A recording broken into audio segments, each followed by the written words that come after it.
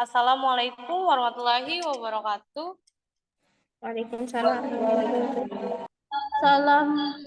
warahmatullahi wabarakatuh. Selamat siang. Baiklah, untuk membuka pembelajaran kita pada siang hari ini dengan melepaskan basmalah. Bismillahirrahmanirrahim. Materi kita hari ini adalah mendalami puisi. Ada yang tahu apa sih itu arti dari mendalami puisi?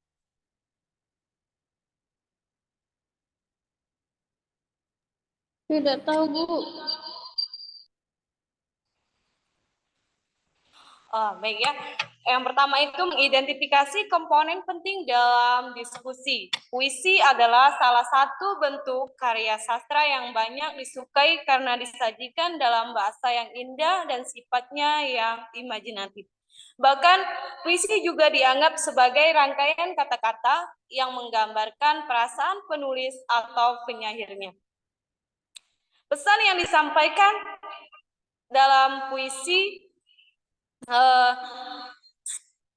dirangkai dengan kata-kata yang indah yang berbeda dengan bahasa sehari-hari. Bahkan juga berbeda bahasa karya sastra lainnya seperti drama ataupun prosa. Yang selanjutnya menentukan suasana dalam puisi. Pernahkah kamu membaca sebuah puisi yang meninggalkan kesan mendalam bagi perasaanmu? Pernahkah adik-adik? Jadi arti dari ini, misalnya sebuah puisi cinta yang membuat hatimu menjadi berbunga-bunga, atau puisi kritik sosial yang membuat perasaan kamu menjadi tersentuh. Itulah yang disebut dengan suasana keadaan jiwa pembaca setelah membaca puisi itu.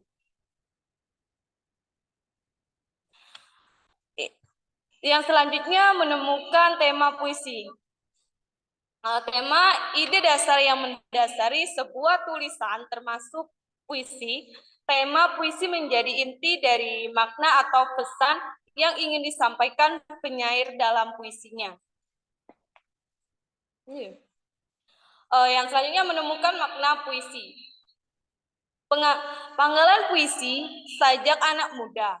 Kamu pasti dapat menangkap maksud yang ingin disampaikan oleh W.S. Renda. Amanat yang disampaikan oleh penyair, itulah yang dimaksud amanat.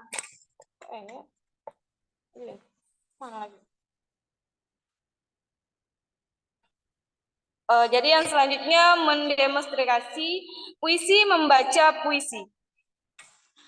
Beberapa hal yang harus dipahami ketika akan membacakan puisi. Yang pertama itu rima dan irama, dan yang kedua itu artikulasi atau kejelasan suara, dan yang ketiga ekspresi mimik wajah, yang keempat mengatur pernapasan, yang selanjutnya tidak mengganggu ketika membaca puisi penampilan.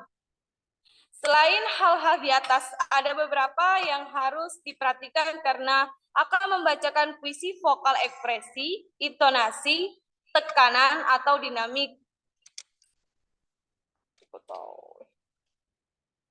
Yang selanjutnya menganalisis unsur pembangunan puisi.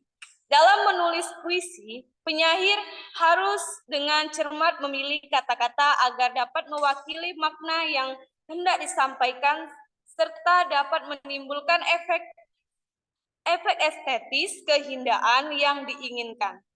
Jadi harus disampaikan indah dengan estetis. Adapun diskusi muncul karena adanya makna kias, lambang, dan persamaan bunyi atau irama. Berikut penjelasan mengenai hal tersebut. Menjelaskan imajinasi dalam puisi. Imajinasi kata atau susunan yang dapat mengungkapkan pengalaman sensoris seperti penglihatan, pendengar, dan perasaan. Terdapat hubungan erat antara diksi pengimajinasi dan konkret. Adapun jenis-jenis imajinasi dalam puisi sebagai berikut. Yang pertama, imajinasi visual. Yang dimaksud imajinasi visual, pengimajinasi dengan menggunakan kata-kata yang menggambarkan seolah-olah objek yang dicitrakan dapat dilihat. Yang kedua, imajinasi. Imaji auditif,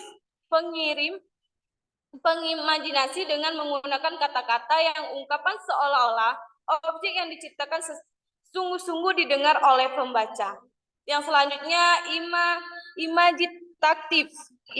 Ima pengerjaan dengan menggunakan kata yang mampu mempengaruhi perasaan pembaca sehingga ikut terpengaruh dengan perasaannya. Mengidentifikasi kata konkret dalam puisi. Kata yang memungkinkan muncul imaji karena dapat ditangkap indera, menjelaskan rima atau ritme dalam puisi. Yang dimaksud rima persajakan bunyi-bunyi yang ditimbulkan oleh huruf atau kata dalam larik dan bait. Sementara itu irama ritme adalah penggantian tinggi rendah, panjang pendek, dan keras lembut ucapan bunyi tersebut. Banyak lah. Yang selanjutnya menulis puisi. Salah satu sumber yang menulis puisi yang paling mudah didapatkan adalah berdasarkan pengalaman pribadi. Menulis puisi berdasarkan berita yang dibaca atau didengar. Yang pertama itu baca koran, dengarkan radio, atau tonton acara berita di televisi. Yang kedua itu temukan peristiwa yang terjadi. Yang terakhir, berdasarkan isi berita tersebut, buatlah puisi dengan mempertahankan suasana, tema, dan maknanya. Yang terakhir itu menyusun ulasan dari buku yang dibaca. Ulasan selalu ditunjukkan pada isi buku, pada pandangan sendiri, sehingga dalam memberikan ulasan harus dibantu oleh kerangka isi buku. Yang kedua itu berikan ulasan pada setiap bagian penting isi buku secara profesional. Pengungkapan ulasan minimal 1 paragraf singkat pada setiap bagian buku atau fiksi atau setiap bab buku non-fiksi yang dianggap menarik. Yang terakhir, pada kamu setelah membaca buku tersebut. Nah, adapun struktur diksi puisi. Yang pertama diksi. Contoh diksi yang sering digunakan adalah lintang-lintang candra bulan, bianglah pelangi, dan lain-lain. Itulah yang disebut dari diksi. Yang kedua itu majas. Contoh dari majas, personifikasi majas, metafora, ada banyak lagi ya. Yang ketiga itu tipografi, menyerupai bentuk seperti wajah, zigzag, dan yang terakhir itu imagery. Yang dimaksud dengan ini, dan dalam dadaku memerdu lagu karya Khair Inwar sejak putih. Yang terakhir itu rima ditemukan pada puisi lama. Contoh rima, pasang AA atau BB, Indonesia tanah airku, tanah tumpah darahku. Di sanalah aku digusur dari tanah leluhurku. Yang selanjutnya struktur batir puisi yang terdiri dari tema. Yang dimaksud dengan tema merupakan salah satu unsur penting yang membangun puisi. Yang kedua, rasa ini sesuatu yang sedang dirasakan oleh kita. Nada itu bagaimana cara kalian menyuarai puisi terbagi menjadi 5. Yang pertama melankolik, aromatik, patriotik, sinis, dan protes. Yang terakhir itu amanat. Amanat adalah yang ingin disampaikan penyair kepada pembacanya. Ada contoh puisi yang tentang ibu. Tolong Jumiati dibacakan.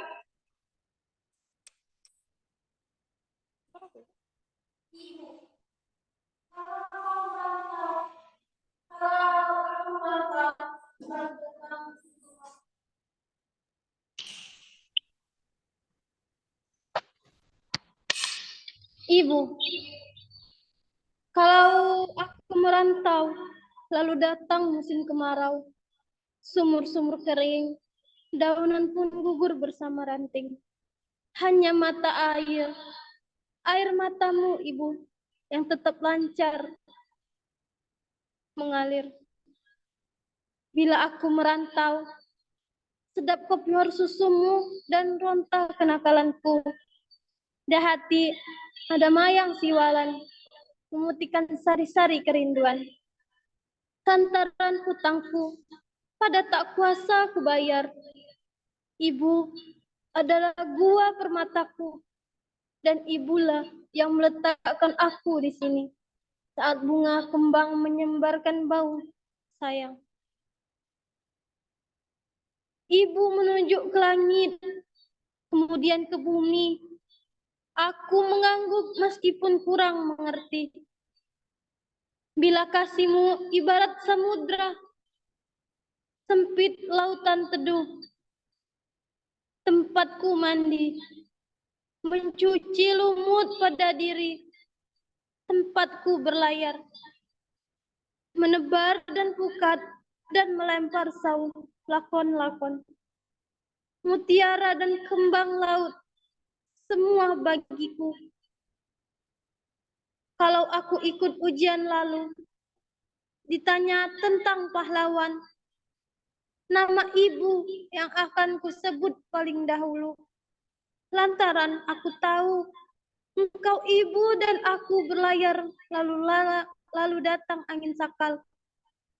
Tuhan yang ibu tunjukkan telah kukenal. Ibulah itu bidadari yang berselendang biang lala. Sesekali datang padaku, menyuruh menulis langit biru dengan sajakku.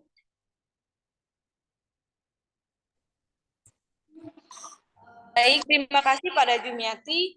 Itulah puisi mengenai ibu. Yang selanjutnya, siapakah yang ingin bertanya? Ibu persilakan. Saya, Bu. Baik, ini bertanya. Saya ingin bertanya, Bu, bagaimana cara kita memahami makna puisi? Terima kasih, Bu. Wassalamualaikum warahmatullahi wabarakatuh.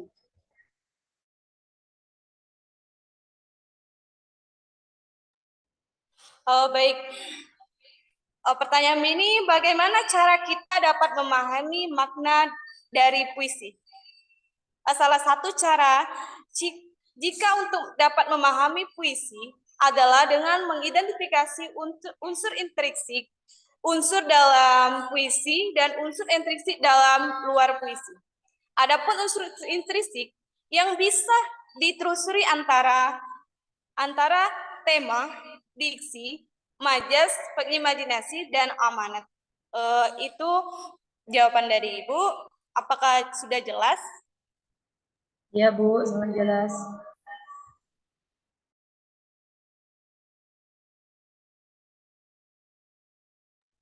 Baik, sepertinya materi kita sudah habis.